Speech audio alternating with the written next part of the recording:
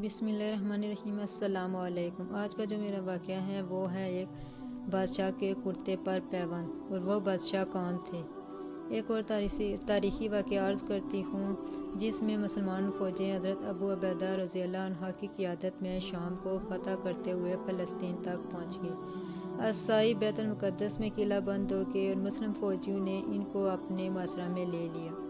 उस वक्त ईसाइयों की तरफ से सुलह की पेशकश हुई जिसमें एक ख़ास शर्त यह थी कि खलीफा वक्त हज़रत उमर रज़ियल्लाहु अन्हु खुद आकर अहदनामा की तकमील करें।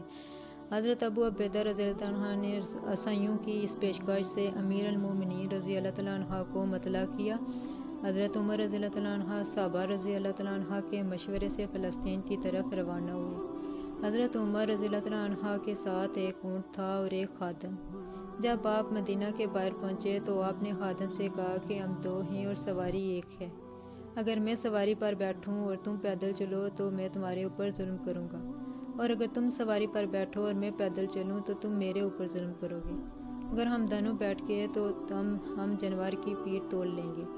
इसलिए हमको चाहिए कि हम रास्ते की 3 बारियां मुकर्रर कर लें। चुनांचे सफ़र इस तरह तय हुआ कि एक बार उमर रज़ियल्लाहु अन्हु बैठते और खादम ऊँट की नकील पकड़ कर चलता, फिर खादम बैठता और आप ऊँट की नकील पकड़ कर चलते। इसके बाद कुछ दूर तक ऊँट खाली चलता और दोनों इसके साथ पैदल चल रहे होते। इस तरह सारा सफ़र तय होता रहा। इस सफ़र में यह वाक़या पेश आया कि जब आप इस्लामी लश्कर से मिले तो उन लोगों ने देखा कि आप एक तहबंद बंधे हुए हैं और आपके कुर्ते पर पैबंद लगे हुए हैं। हज़रत अबू उबैदा ने अर्ज़ किया कि ए अमीर अल-मोमिनीन, आपको ईसाइयों के फ़ौजी अफसरों और बड़े बड़े मजहबी अहदेदारों से मुलाकात करनी है।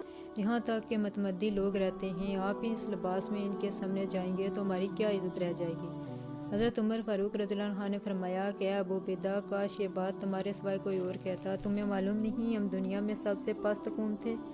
फिर अल्लाह ने इस्लाम के ज़रिए हमको इज़्ज़त दी। जब भी हम इसके सिवाय किसी और चीज़ के ज़रिए इज़्ज़त चाहेंगे तो अल्लाह हमको जलील कर देगा। और फरमाइए कि हज़रत उमर रज़ियल्लाहु अन्हु पैदल थे, गुलाम सवार था, जिस्म पर चित्रों वाला लिबास था, लेकिन हर जगह दबदबा था कि उमर आ रहा है। काफिर थरथरा रहे थे, हुकूमतें लर्ज़ रही थी।